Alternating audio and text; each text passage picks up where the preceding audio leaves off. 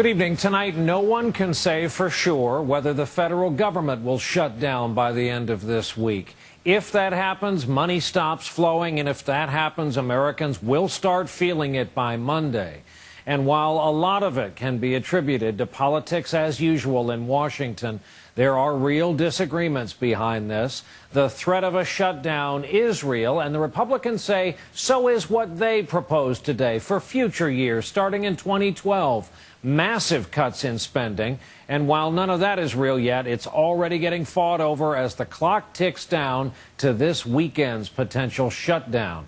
We have two reports on all of this tonight. We want to begin with NBC News Chief White House correspondent Chuck Todd. Chuck, good evening. Good evening, Brian. Well, look, that government shutdown grew more likely today as House Republicans in the White House failed to agree on a budget for this year. It's an ongoing fight over a mere 0.83% of all government spending. Hello, everybody.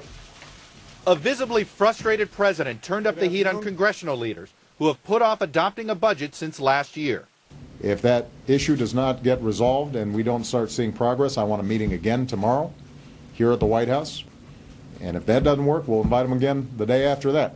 The president warned the fragile economic recovery is at stake. We're just starting to see a pickup in employment. The last thing we need is a disruption that's caused by a government shutdown. Congress has kept the government going through a series of temporary measures, but now the White House and Republicans can't even agree on doing that. I hope the Republicans do what the country needs, not what they believe the Tea Party wants. Now, we're not going to allow the Senate nor the White House to put us in a box where we have to make a choice between two bad options. It's been 15 years since the last government shutdown, when 800,000 federal employees were told to stay home. So what could happen Friday if the current funding agreement isn't extended? Government employees deemed non-essential would be furloughed. As a result, museums and all national parks will close. Social Security applications would be delayed, but checks would still be mailed. And passports and visas wouldn't be processed. But vital services would continue, including air traffic controllers, airport screeners, and the thousands of U.S. troops fighting overseas.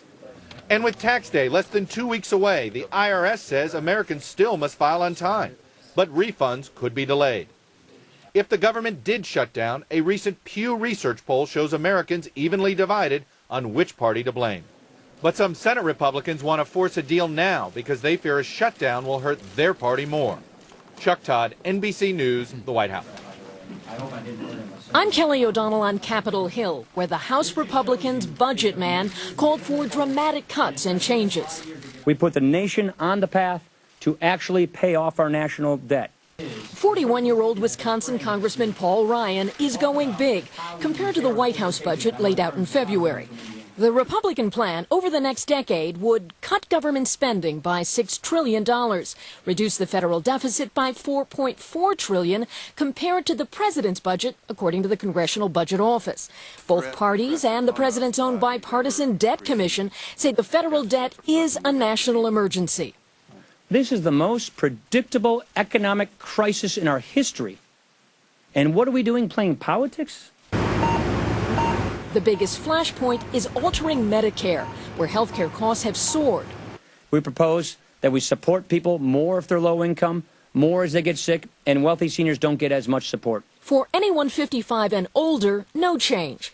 But when younger workers reach retirement, they would choose private health insurance like federal workers and get a government subsidy to help pay for it. And Medicaid for the poor would be controlled by states. Democrats called the Republican plan too severe, saying it would hurt the most vulnerable.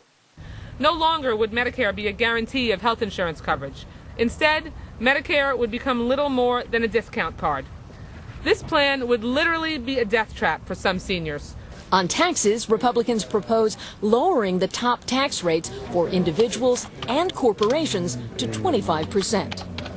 So this boils down to Republicans got a big spotlight today to argue their case, but many of the specific ideas face real resistance politically. Still, Republicans say this was a starting point. Brian? Kelly O'Donnell on the Hill and Chuck Todd at the White House before that, starting us off tonight. Thanks to you both.